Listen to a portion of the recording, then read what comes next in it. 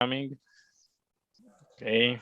All right. So I welcome everyone for the workshop, which is dedicated to the augmented interaction for everyone. The abbreviation, as you know, is UNAI, the Universal Augmented Interaction. So the goal, as we see it, is that we try to try to discuss how to make the augmented reality, the virtual reality technologies available for everyone.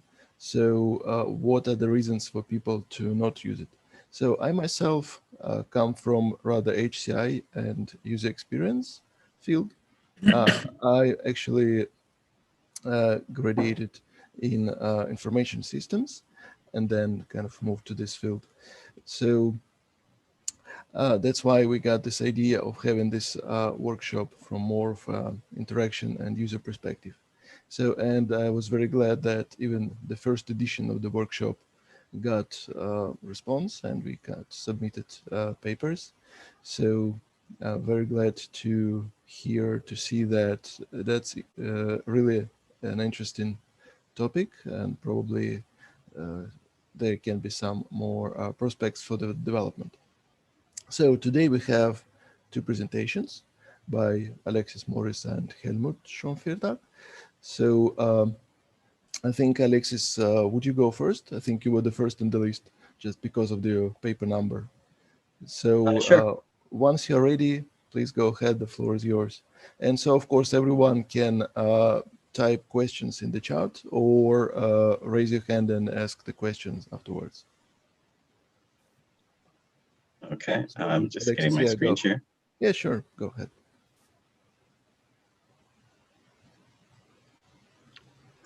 Okay. Okay, we can see it. I'll see. Okay, great. So thank you everyone for attending the workshop, and I'm happy to present this material.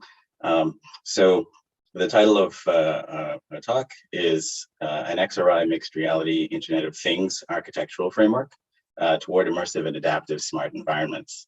So it's myself, Alexis Morris, my co-authors, Jiguan Amna Ajar from the Adaptive Context Environments Lab here at Bouquet University in Toronto, Canada. So a little bit about myself. So I'm an assistant professor at the university. I'm also the Canada Research Chair in the Internet of Things. And I'm also a huge techno optimist, always looking to see how we can transform our solve grand challenges with technologies. My co-authors, G and Amna. So in this talk, I'm really going to just highlight some of the work that we've been doing related to how we're trying to transform the Internet of Things. So we'll cover motivation, background, proposed architecture, a discussion, and future work, and the summary. So really, I'm very motivated by this concept of the human factor and how we can change the way people live with technology. And so that goes to the core of the research vision, which is to transform the way we interact with information, with each other, with the world around us through a combination of mixed reality, artificial intelligence, and the IoT. But central to that also is human-computer interaction, which is a key element. And so in that space, this is where this concept of XR IoT or XRI kind of lives.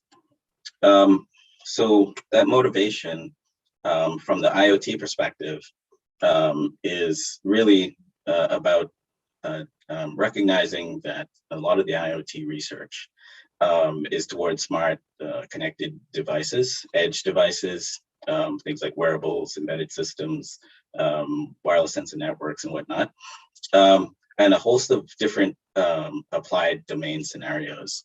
But in this in this space, there's a lot less focus on how users interact with the IoT devices themselves. And so when thinking about trying to make it more human-centered, so to speak, this involves thinking about all of these things, like how we interact, how we communicate, how we collaborate within that space, and how we navigate across different IoT systems, different smart spaces. So in a lot of our work, we think about how we can help humans in the loop to kind of understand what the smart space might be doing, as well as trying to make the smart space more context aware so that it can reflect more about the situation that someone might be in. And so this is where this convergence of mixed reality and the Internet of Things really kind of comes together. And so when thinking about these two, particularly the mixed reality IoT crossover, we see two mutually advancing paradigms that are both growing in scale and capacity, and growing in adoption across different stakeholder groups. And so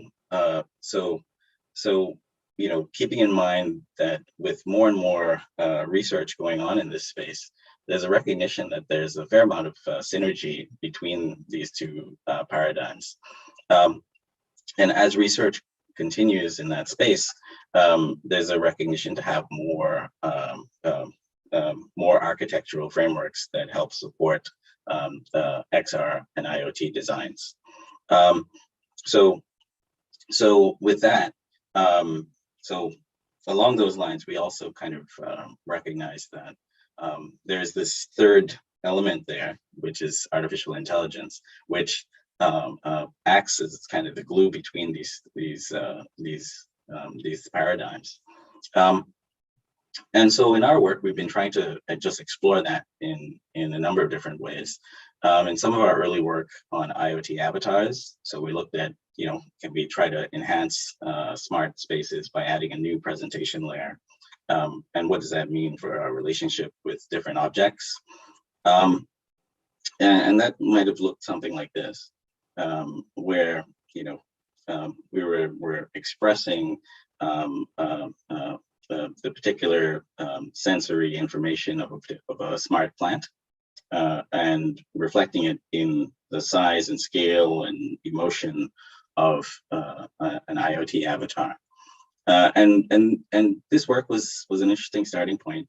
But then we recognized the need to extend and refine this approach toward new design requirements, scaling up for different larger projects, different scenarios, having multiple agents, multiple forms of context, and even some recognizing the need for more standardized frameworks.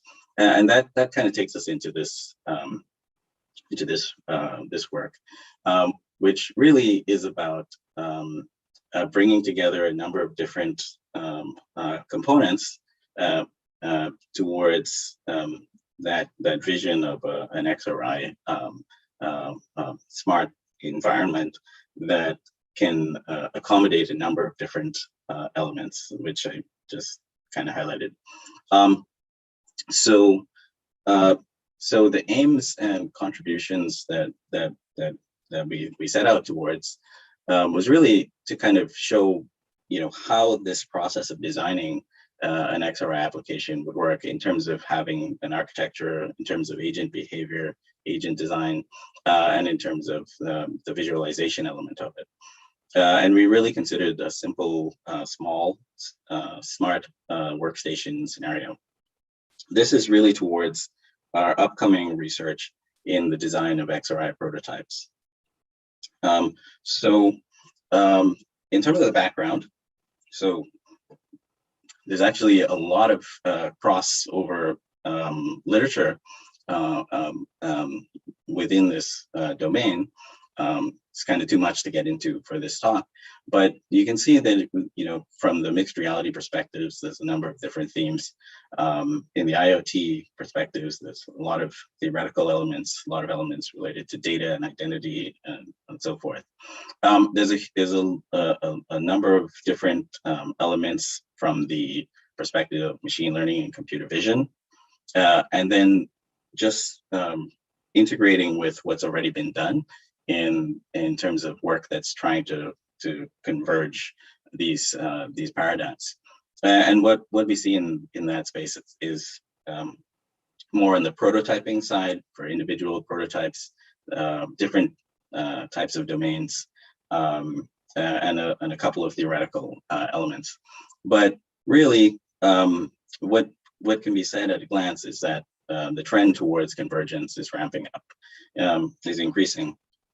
And even though there's multiple prototypes that have been proposed, they're not necessarily focused on being flexible and multi-purpose.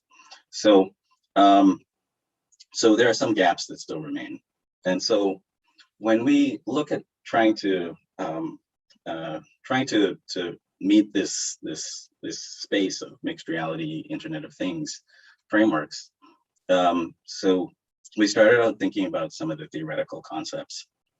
And one of the core theories that struck out for us was the mixed reality agents framework of Holtz, O'Hare, and others.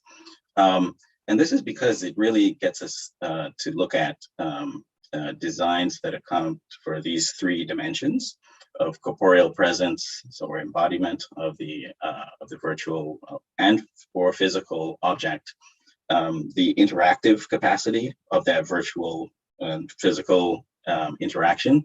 So two classes of interaction, and then the agency level. So strong agents versus very weak agents, for example. So thinking about those classes of that landscape allows us to think about a number of different scenarios and the properties that would be important for if we were trying to design an XRI hybrid object. In this case, so a hybrid workstation would be somewhere in between, like just having a chair, for example, that's an IoT chair that just has haptics, but no visualization, or something that's like a pure virtual plant, for example, or pure virtual object. And so we set out thinking about some of the requirements in that space, and that kind of takes us into elements related to smart workstation scenario, and recognizing that so a scenario like this we kind of see coming down the pipeline, where someone can be working at a workstation, but that workstation is not only aware of what they're doing, but can express it in different ways. But in order for that to happen, there's a need to reflect on and to capture different types of context information, and determine whether or not, for example, someone is working or at a meeting or having a leisurely conversation or something like that. And so thinking about those designs and having them in mind, so we set out towards designing a number of different systems and extracting a working architecture and our architectural framework for this. And this is what we see here. And so basically, this is our proposed smart space architecture that we intend to use for a number of different implementations within this framework. And it consists of IoT connectivity and backend network components. It consists of mixed reality content and virtual agent components within the within the pure mixed reality space. Then web-enabled machine learning and context awareness components. So for a number of different machine learning models and frameworks there. Then the connection with that is towards the edge device sensors, physical displays, and physical agents. And then at the lower level of it, there's the actual physical environmental objects, the objects in that environment. And so this is kind of how we see this entire architecture as a unit. And some of it, for example, there's a partial implementation of some functionality. So some of the elements within dashed arrows are kind of what we envision as we complete and continue this work. But what this ended up as was a small prototype where and it is an early prototype, so it must be highlighted that it's not fully evaluated in this work, but in future work, we'll be moving towards that direction. But for example, so we used this exact same framework to do a number of a bit of a feedback loop between what's going on in visual detection of the environment, in this case, responding to changes in light context. So, so if the lights go on, for example, the avatar changes, responding to the presence of a person. So if someone's in front of the avatar, we might change the scale, and then changes related to just pure default context. And this is just a start and a look at some basic functionality. But in our upcoming work and as things go, we aim to actually extend this into a number of directions. And these are some of the directions. So further smart spaces, avatar interaction, multi-agent interaction, cooperation, collaboration, and human factors. And there are a number of different prototyping dimensions for us that we will also be looking at, which is what we see here. So to kind of wrap it up, so this work contributes an XRI architecture for designing XR and IoT enabled prototypes, a design for method based on mixed reality agents, and a simple early functional prototype of a smart context reactive workstation. So we envision that this will be a way how we can contribute to this convergence of XR and IoT, and how that could be the part of the primary interface for users of future smart spaces. So the question that remains is, can these designs help to transform human environment relationship and impact lives? So these are just some of the references. And so thanks for listening to this talk. And I welcome any questions. And thank you very much. Thank you, Alexis, for the presentation. So the questions are welcome. I do not see them in the chat. So maybe while some people are still thinking, I have a question kind of about the relation, about the framework and some example implementations that you showed in the 2-3 last slides. Could you possibly relate, for example, this planned implementation to the framework and show exactly how they kind of how the framework is used for the implementation, and what that's a good question. Yeah, what parts of the framework are covered? So so I'll just kind of roll back a bit here. So what we kind of see here is I don't see a screen, I think. Oh, okay. Could you put let it me back? I'll do the share again.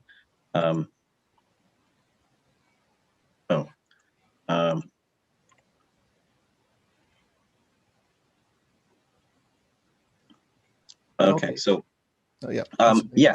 So this scenario here is one where so what would happen is there's a trained machine learning model that's there to recognize whether or not. So if we're looking at the case where there's lighting context. All right. So we trained a machine learning model to recognize whether or not the light is on around a plant, and so if that takes place, so the framework is going to, so there's an agent that's monitoring that condition, and it will send that information to the visualization element in Unity, for example. Could you possibly open the previous slide with the framework? Oh, yes. Okay. Yes. Yeah, I think now it's better.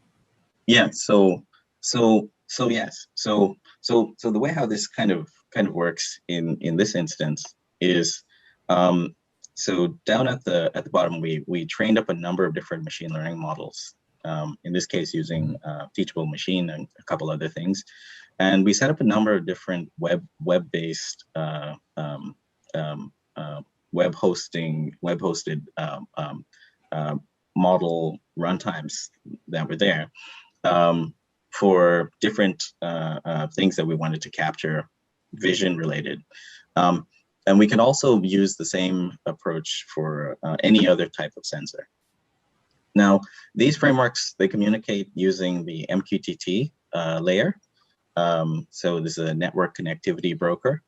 And they would basically, that allows us to decentralize our system so that we can have a number of different models that would communicate across that channel.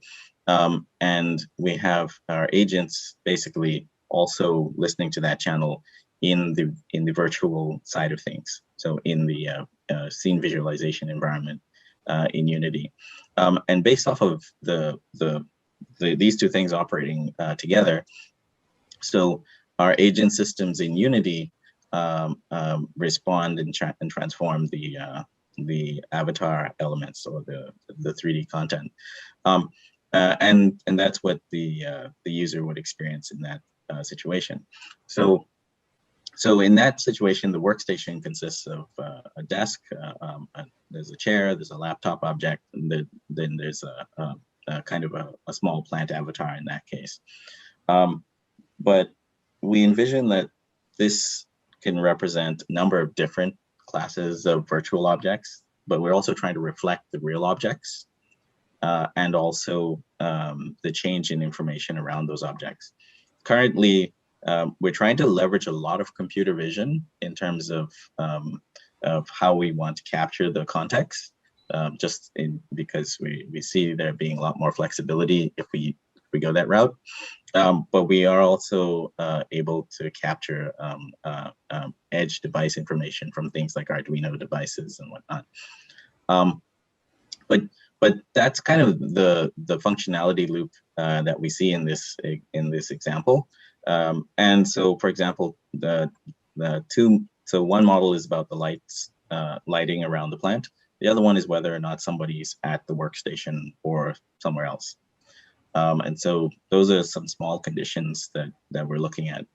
But we see this framework extending to a number of different elements like that. Yeah, thanks for that question. But can you say that you really use IoT in this implementation? Mm-hmm. So that's a good question, right? So now, because so the IoT is kind of a very is a very kind of a broad ecosystem. Oh yeah, that's true. It's a very broad ecosystem, and really, you know, the sensor that we're making use of is kind of a vision sensor, whereas a more conventional perspective on it, or for example, what we did in the early smart plant, you know, we had a soil sensor, for example, and a moisture sensor, and a couple other things there related to that to monitor those change in variables. But it turns out that for a lot of things, vision is good enough, and so so we're really trying to see what we can do with more models like that. So yeah, it's definitely in the class of IoT elements. Okay, thank you for your answer. Thank you very much. So does anyone else would like to ask Alexis a question? Maybe I can ask a question. Go ahead. Yeah, for me, it's quite interesting. So let's have this interface overlay over the IoT stuff. So, and you're using the vision part to identify then the IoT in the scene. Is that right? Mm-hmm. So the vision part is to identify the context change. So so the contextual information. So it's not quite just the change in the IoT device, because we need to, these devices, they need to build a common operating picture of what is taking place. This is a small example of coming up with the context elements, but it needs to take into account the change in the number of different objects. Yeah. For me, the question is more about how you align that the physical position of the IoT and then the avatar. what's then overlaid then? Because Mhm. like you have shown then if you give water to the plant, so if you have more than one plant on the desk, how you assign the different sensors to the related real position and then the real avatar? Yeah, that's a good question. That's a good question about the anchoring problem, and about how we can have our system map directly to the object. And that's actually one that we're still actually working on this problem. Currently, we're reflecting the context change in that data element, but we're not mapped automatically to so for example, if we have two different plants in that scenario, what would happen would be the one that the sensor is able to detect would be the one that we would respond to. So that's something that needs to be adapted in future elements. I think that's also a good opportunity for elements related to the computer vision side of it. But that's something we're looking at. I can imagine there's also like a training phase maybe, or referencing phase, because sure you have a sensor giving you the amount of water in the plant, but maybe the same sensor does other things for another device or physical element. And so I think there has to be a training phase that's related what you see from the vision part then. Otherwise you can also like place QR text then on it. So that would be a way, and then you have to look very close. But I think there has to be something like, I can imagine what could be like a training phase, so, and it learns where the sensors are in the first round, and then he knows it. So he knows what sensor is what physical representation, then can be assigned to that. Yeah, that's a great suggestion. So certainly one of the challenges we have is to try and figure out so the virtual landscape that the virtual avatar can be in, while also mapping it to the changes in the physical landscape.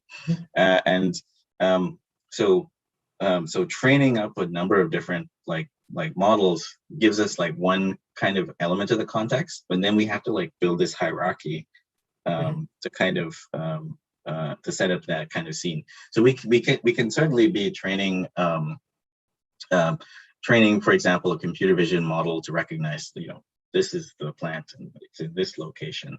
But what's going to happen with what we're doing is we're going to end up having a suite of agent controllers that are going to be behind the scenes trying to basically debate to find out what's the right situation. So so there's going to be a very large multi-agent systems problem here. But it will overlap with that point of how can we, what happens when we have, these different agents. They need to recognize the object they're anchored to, even if that object, is moved or is not visible or something. So it's a great question. Thanks for that question. Yeah. Thanks for the explanation. Quite interesting work. Thank you. Thank you. Anyone else? Well, while people are thinking, actually talking about the development prospects, I thought, especially since before the workshop, Michele Fiorentino talked about the importance of evaluations. You, I think, in the next slide said that you haven't performed the evaluation yet, which I think is totally fine for the workshop. But just imagining that you perform evaluation, what dimensions of user experience would you measure? Yeah, that's a good question. So from the evaluation standpoint, could you possibly switch to the next slide? Oh, this slide. Yeah, for the first and for the second implementation, for instance, what would you measure in the user experience? For these conditions, right? Right. For the lighting context and the person context. Yeah. So these scenarios don't actually allow us to really get into the interaction as much, because they're more about functionality. More functional evaluation would be the way to kind of, to talk about these elements. We would need to kind of we would need to start looking at what is the design of the experience that's there. So at the end of the day, so we're trying to see how we can transform the relationship someone has to their space, right? To the environment or whatever the hybrid object is. In this case, it's the hybrid workstation. So we would need to come up with variables that reflect that. So if I was trying to actually do something and the avatar actually matched my context in a realistic way, so we might need to go through some form of usability evaluations in that sense. And that's one of the things we're thinking about. But definitely the functionality evaluation is one of the themes. Another side of this is we'll be kind of trying to kind of to go back to the here. So these themes here also offer a space for us to think about different evaluation opportunities. So evaluating the behavior of the agent depends on how it's autonomous control, how context aware it is, things like that. But then there's elements that are, for example, about is this the right embodiment for this situation that we have? So if we think about this problem space and we imagine that we were doing this conference just like this in 5 years, roughly, we all have our smart glasses and things are jumping out of the desk. What is a good design for that, right? That fits the context. So that's the kind of elements related to kind of this corporeal presence. And then the other side of it, this interactive capacity. So we're trying to look at, for example, the two-way street between the agent trying to actually change something in the real world, like my virtual agent turning on my light based off of something that I might be doing, or some relation to what the physical object is doing. So we're really trying to tie these two things together. And so our evaluations need to account for those dimensions in addition to the usability. Okay, thank you. Thanks for that question as well. That's a good question. I think that's an interesting use of the framework. So if no one else has any questions, I think not, then thank you again very much, Alexis, and best luck for you in your studies. So thank you very much. Thank you. Let's now move to our next presenter. So Helmut, the floor is yours. So I will start sharing screen.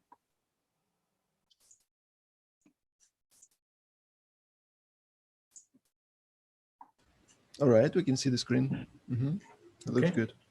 Yes, please go ahead. So, okay. Hi. So I'm gonna talk about immersive experience prototyping. So using mixed reality to bring in physical devices, and keep the fully functionality. So I'm from the Austrian Institute of Technology, AIT in Austria.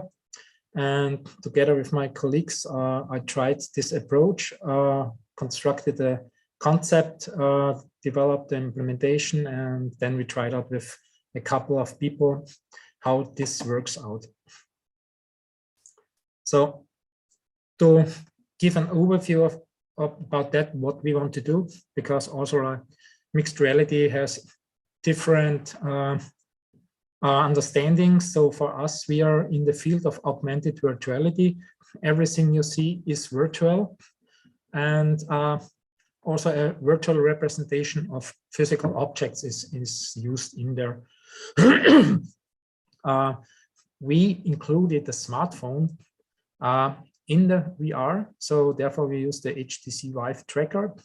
We printed out a cover for that so that we can mount then the tracker on it, and we tested the different designs about shape and angle, how we mount the tracker so that the balance of the smartphone remains normal. And the main idea was, if you have such device, you can hold it, you feel it, and you should have the way to operate it like in normal. And therefore, then, if that's possible, you can test smartphone apps. And the big thing then for us is, so we are doing a lot of studies with VR. And the thing is also like then how we can do a study on mobile apps in different contexts. So that means you have something like a new mobility assistant, and then how that would work out. So you can simulate the traffic situation, you can all the things behind test it, you can have the complete control over the world, and then can see how the people responds to the situation and how then the mobile app is used in that context.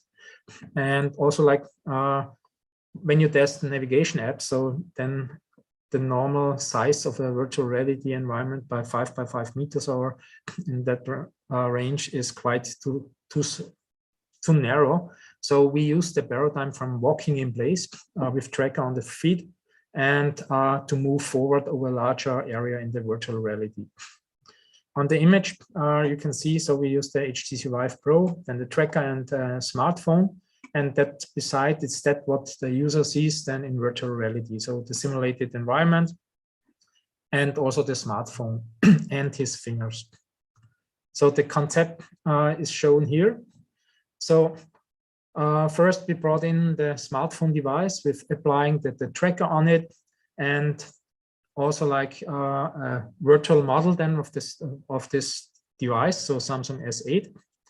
And the next thing was then you need your fingers in VR that you can see where on the screen you push or touch the screen. So we use therefore then the leap motion that was mounted on the headset, on the front of the headset, and then to see what you have running on your mobile phone, we used screen mirroring. And the simplest approach there was only like using the screen share functionality of the smartphones that's already included in there and stream it then to the PC. So from the implementation architecture, here is that, how is it set up?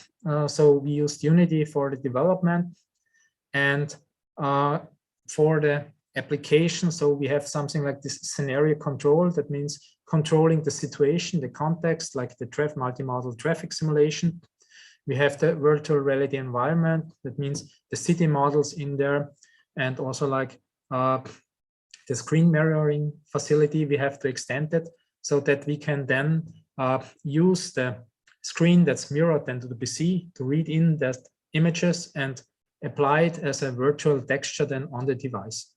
The other thing is we had also implemented a communication interface. So normally it's not required. So if you want to test WhatsApp or YouTube in a context, it's not required for that. But in our approach on a navigation part, you need the position of your virtual position on the device. So that then if you have a map on the device and you want to see your own position, and then you have to something to communicate the app on the mobile device with the virtual reality, and then to get the current position. Yeah, the other things like we use the Steam VR plugins, so for the headset, and the leap motion then for the finger and hand tracking.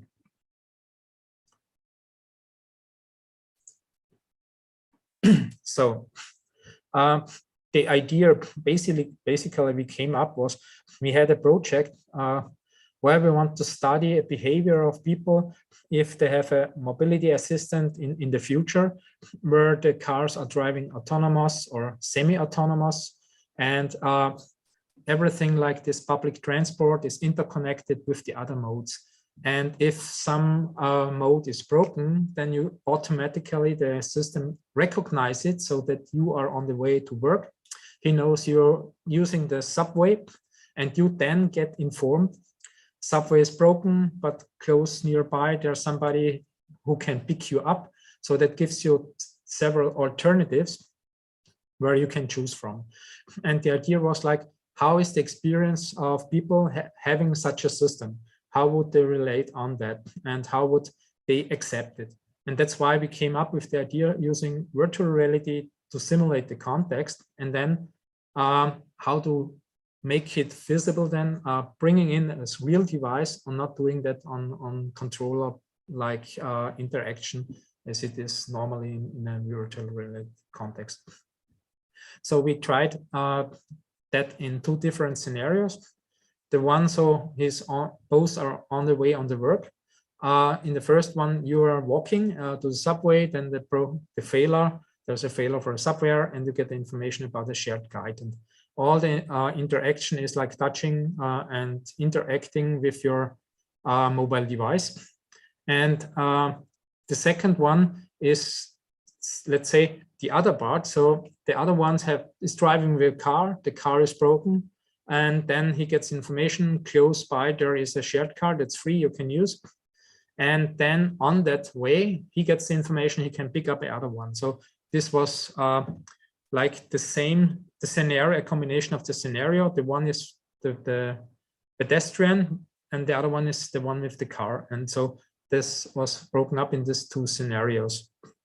And in the scenario 2, we try to come up, if he's driving with a car, how that can then be integrated in a car interface. So you have then the mobile device in your car, but the interaction is done not on the display. Then you get an overlay like a head-up display, and you can interact by voice with your information system, and you see the reaction also like on the display, but also on the windscreen. So the first scenario is like the subway outage on the work. So everything is okay. Your train arrives. So this was the scenario. Then you walk around, and then there's a spatial trigger. Then it gets information.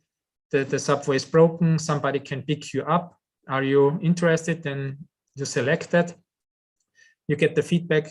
It will take 8 minutes. Then he will pick you up. Will you choose that possibility? Then say yes, and then get me to the place. And then he sees a map on that, his own position that's changing, and he gets to this pickup point and gets the information about how long it will take, and this will be then the car that picks him up.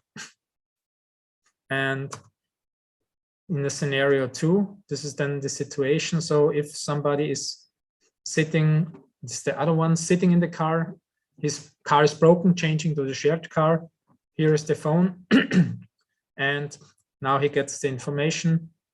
He's start driving, and then, so we had something like a driving simulator constructed there with a steering wheel, and then he gets the information. Somebody you can pick up, so you will get some credits. So because get the reason why you should do that. So in future, maybe you have to pay for mobility, or you get credits if you share your mobility with others. And that's the thing here. So it's a little bit, I think so. It stopped. So, and yeah, and then you have something then on the way, and this how this is the interaction is done. You can push or touch the screen, but you can also talk then to the situation. And that was quite interesting for us. So having the mobile device a single point of information and access, but it aligns with the surrounding and the context, and it connects then to the car when you're in the car. So we tested that approach with 20 people.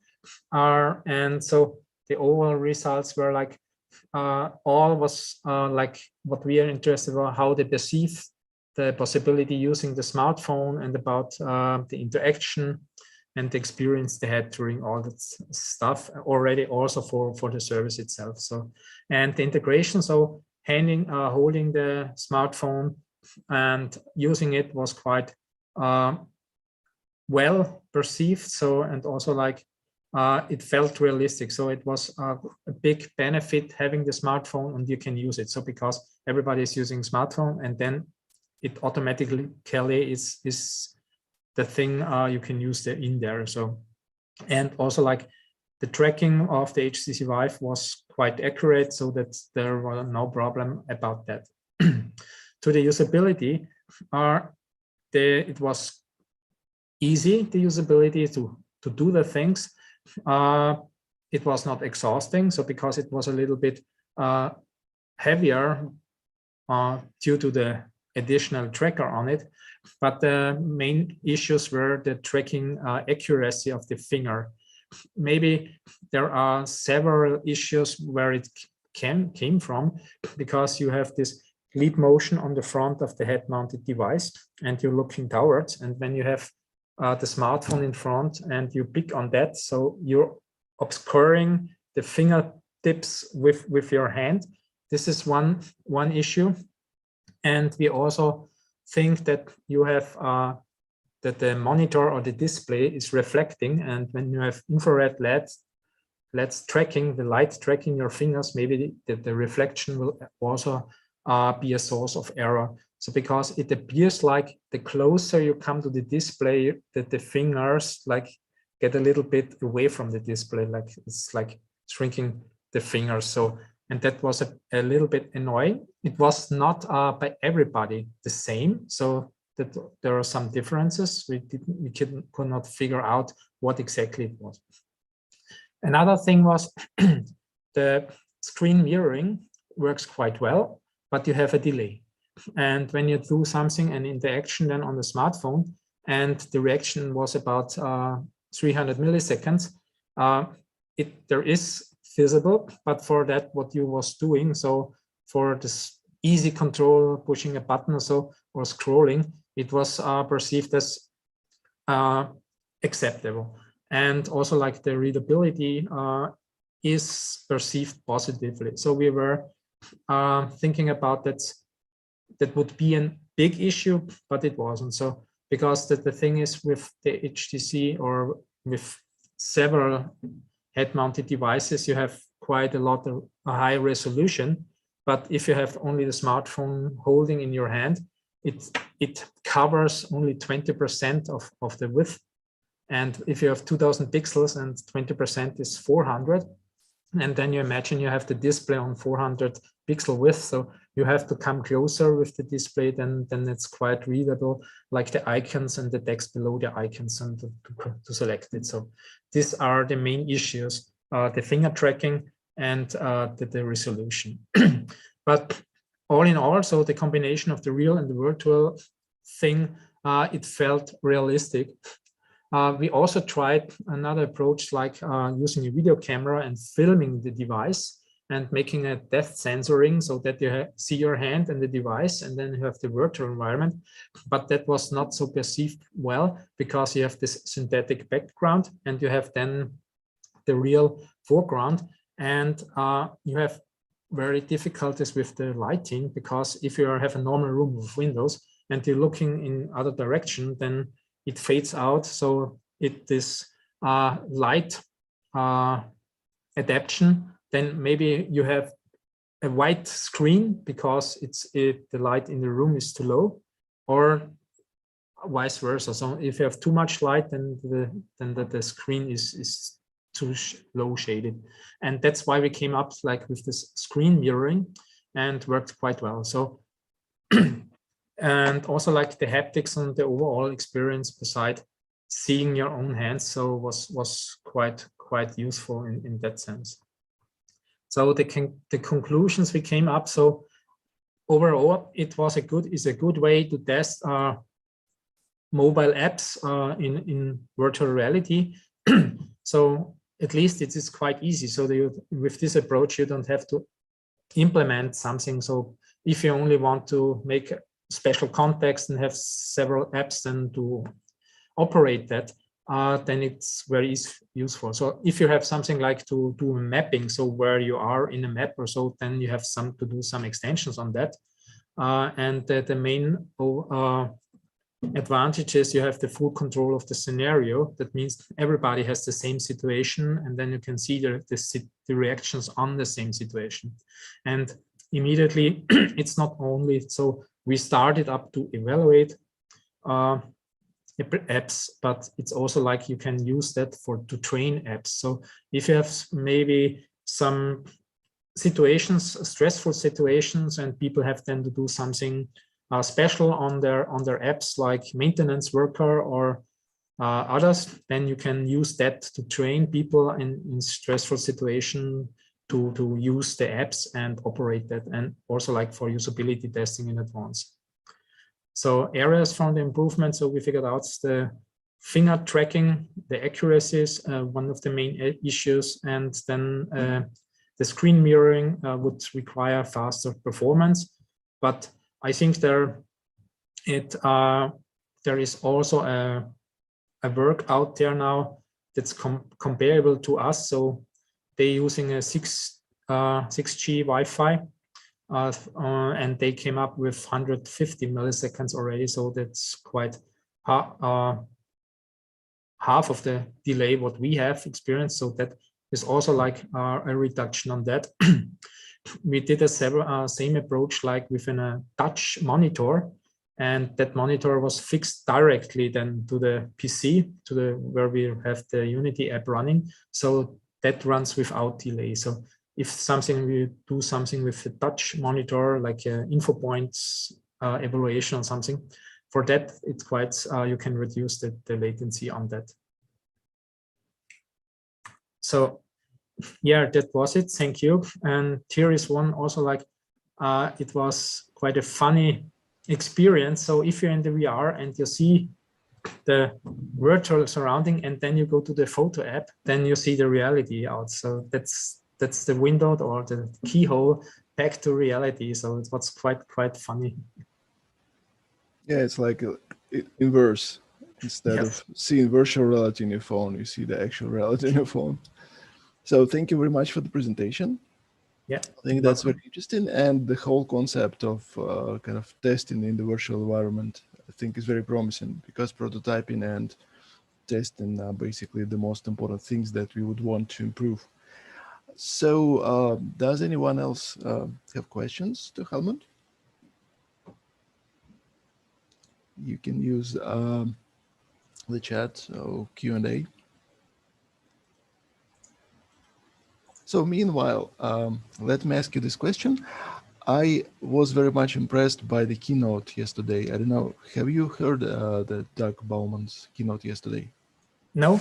No? Okay, well, if you have a chance, take a look. I think it was recorded.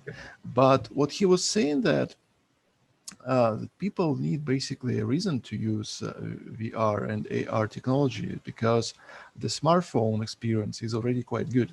So they do most of the things they want to do with acceptable level of usability, user experience, and so on. So basically, we need to somehow persuade them to use VR and AR so that they kind of switch to this. And you mentioned two scenarios which I think are already well covered by the smartphones. So let me act as a kind of techno-pessimist here. So how would you imagine the advantages of VR, AR technologies in such common scenarios? How could we persuade the people to move from the convenient and accepted smartphone technology to what we're trying to do? Yeah, that's that's a good question. So I think if we would have the answer, so then there would quite a lot more applications out there for that. So I think that the main issue is like the technology itself, the hardware. So HoloLens, so it's like mixed reality, could also be to get rid a little bit of the mobile device and have other approaches for interaction and interfaces are also like where people talking about over 20 years, like having closes with interaction interfaces and something like that, but it doesn't work out that well. So, and with the smartphone, so I think that the main thing is it's quite easy to use and it's not heavy and it's small. And everything else, if you have to wear glasses or a headset, that limits many of the other things. So there, I think that the main issue is to go more for virtual reality or augmented reality is like this technology is like promising like this laser projection where it projects you on the retina. But the things has first then provide a good resolution, good experience, and should work. Then maybe you can integrate it in the classes. And always like AR for it, like these navigation apps, nobody wants to hold the smartphone, the whole experience in front of him to look at something. So, and it's also like having this digital layer on your surrounding and watching at this. So it's quite cumbersome. What we are also like try to investigate is like not having a device overlaying it. It's like or maybe projection system, they project the information on the objects could be a way, maybe for home use at least, but in the outdoor use, it's quite heavy. And also like then you have something like to track the surrounding and then project the information on it. And then as we have seen by Google Glass, it's always the same issues. You have these privacy issues. And if every time you have spotting a camera outside, so nobody would accept that. So there are acceptance problems and also like then usability, like on the HoloLens, it's not that established. So like this gesture control is quite annoying for many of the people. So we're doing testing with HoloLens in an industrial sector, but yeah, it's quite annoying. And for that, so, but what we also used that or made a small demo is like using an AR app on that. So then you see through simulating a camera, you see what's behind them, and then you include virtual objects. So you can include a bus or objects in there, they're not there, but only you can see them when you hold the smartphone there. It's in Unity, it's quite easy. So you have this layer and then you say a camera and this, the normal camera don't show this layer. And the second camera is then the video texture on that, and that shows the layer too. And then you can overlay or create a complete overlay over the whole structure. And only when you point the smartphone on it, you see that information. So that's an easy way. So you have the exact fit. You don't have the problem with tracking or anything else. And that is a playground. You can test AR apps or AR layers on it without to do the technology with computer vision and tracking and all of that. So only to get an impression and the user experience. So that's also a good way what you can use that approach for. But yeah, I don't see an application field where that's spread out in the outdoor. What I can maybe see more is like including more interactive devices in virtual reality as an interaction thing, because maybe like this could also be like selecting something and then configuring an object in the virtual reality with a control on your display. And that's maybe for some reason better than having this controller. They are normal delivered with the HTC Vive, and you point and click and have this touchpad.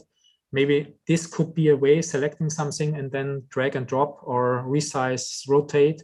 There I've seen also a work what's done with here. They used a tablet and they used gesture like cutting objects and then rotating. So I think that could be a way to make virtual reality or mixed reality more appealing and more interactive. But I don't see a direct use for mixed reality in real world, so that's more a playground for that. Yeah, I also noticed that you mentioned that exciting experience was kind of the main game in the studies, right? Yeah. So that explains it. So it looks new, it looks fun. And also maybe I didn't get it, maybe I just missed it from your talk. The apps that you used in the study, did you develop them or were there some third-party apps? This was done by a third party. So we had a project. So this was funded by National Agency about vision for future mobility. and like this holistic view, everything is connected to each other. So it was then to provide us the situation and then expose people to that situation and see how they react. This was the approach on that, or the aim, and this is more or less the realization of the test environment and for that project. So how we could test such a mobile app, because we are thinking about the traffic in 10 years and how that behaves. And in normal reality, you can't go out and simulate autonomous cars or things reacting to you. And this is an easy way for that. And if you took some third-party app just out of the box, how huge would be the modifications or the adaptations that you would need to do if it wasn't the app like that's specially developed? I mean, how about the generalization of the approach that you're talking about? Yeah, every app you have on your phone, you can use. And the main thing is, so if you go to Google Maps, then you see the position of your office or where your lab is standing, but you can use it. So that's the absolute freedom. So one thing could be, then you tweak your position in there, and then you get the things you want to really have in there, and then you have the virtual reality corresponding to the real world, and that's the same.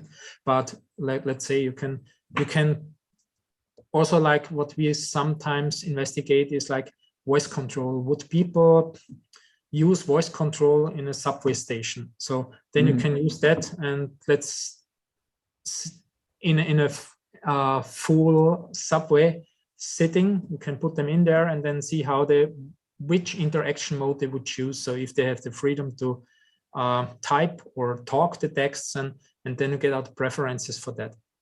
Or it's also like simulating some people close to you, what information, how privacy information would be shown or read on that. So it's like expose people, but everything, WhatsApp, YouTube, you can use directly on it.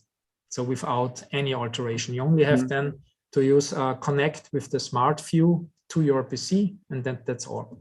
Okay, sounds great. Okay, thank you very much. Very interesting. You're welcome. Thank you. I think that we have no more questions. Then we got to conclude the workshop. Michele, would you like to say some closing words if you are here?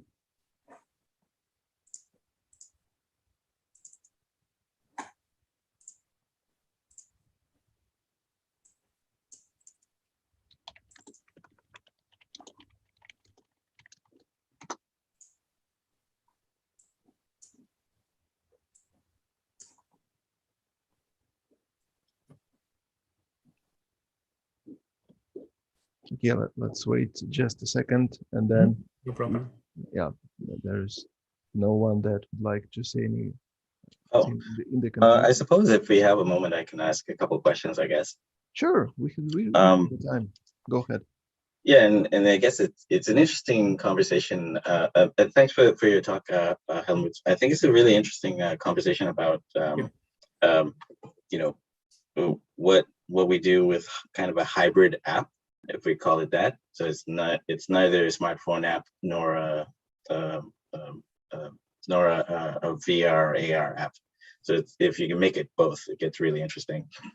So I wonder if that's something that you've kind of started to move towards in terms of so let's say one of the limitations of the smartphone is exactly the size of the screen, right? It's small, and it's also two-dimensional. So if I want to, like escape the screen, so to speak, I can see the capability to explore those kinds of applications in like a augmented virtuality experience that you have there. And I'm curious, and the reason why that I think that would make sense. So eventually, we'll end up having both devices, head-mounted and handheld phones, at the same time. And so there's like probably a transitionary period that's there. So I wonder if you've thought a lot about those kind of applications. Not in that sense. So we had that in mind, but it's also like then you have to think about the interaction and the change. So you can simulate that you have AR headset on it. So in virtual reality, you can overlay the information, and then it seems for you that it's augmented reality in virtual reality. But extending the screen and the 3D things, then you have to come up with like a paradigm how that 3D objects will appear, how you can interact with that, and that is a little bit tricky then to come up with a convincing metaphor about that. So the main thing is like it should not work only in VR. So when you're thinking it should then work also in real world. And then AR can then overlay, let's say, this 3D object coming out of the display and extending the display. But then for us, it was seen with the HoloLens. So these gestures, these air gestures, and so with the fingers or hands, they are quite not so elaborated. So maybe they will come elaborated more on that. The other way, what we were thinking is then with this AR, and then you have a combination of then the interaction maybe should be rely on the touch display. So you have a better feeling on that. You have a feedback, you can vibrate on that. And then make this could be an interchange. Then it change or it transfers the visualization to AR, but the interactions remains on the display. Or using then the smartphone to interact with that, with moving the smartphone and doing gesture on that. But we didn't came up with a convincing approach where we think that would be quite a good new idea, except from showing a 3D model on it and providing an interaction with that. So I think with more, let's say, with more complex operation on that. So normal to let's grow out 3D objects, rotate them and resize them would be good, but interacting in the ways to changing information or exchanging information with other peoples is quite difficult and to design for that. And the first on the other side, you bring in touchable and haptic devices, and then you start with virtual things again. I think that could also be something like that confuses the users. What is haptic now, and what is touchable, and what is virtuality? So that is also a little bit so. But if you have an idea, so yeah, you're welcome. Yeah, it's quite interesting. Yeah. And I guess if there's time for one more question, this one is kind of about the tracking. Because you're using the Vive tracker, so I wonder, I guess, how you approached it versus something like just pure marker-based solutions, or even like let's call it a virtual marker that's on the display, so or something like that. That could also work. The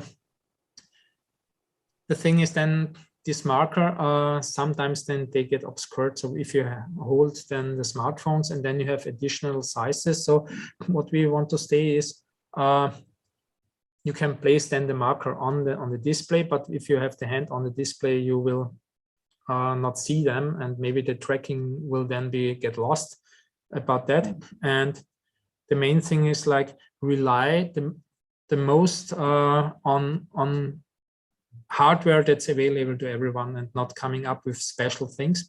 That is why we use this HTC Vive marker, and taking into account that our tracker is large and has some weight, but that is less burden. So we expected that it will be more problem by the users. They will not like it, but that was not really the problem. So I think the one thing is many of them were first time in VR. And then seeing their hands interacting with a smartphone, they didn't recognize this inconvenience with the tracker on the device itself. So, but if you will think about normal life situation, they put your smartphone in your bag or something like that with a tracker would be quite difficult. Interesting. Thank you very much. You're welcome. Thank you very much. Thank you all for participating. So, is there anyone else that would like to conclude or ask some more general questions? Let's wait for a second. Yes, Michele, please go ahead. So, hi everybody, and so I was as a general chair. We were very happy that this workshop was talking about this important argument that really have impact on the quality of life and the possibility to enlarge the audience or participants to the interfaces. So I think it's a very interesting argument that probably should have also more spaces in the scientific part of the conference. So as a starting work, you can think about how to make it more scientific and more that it can become a really scientific paper. But the topics are very interesting. I want to thank you for the participation and the contribution to the conference. I don't know. I think this is the closure of the conference, Maxim. Yes.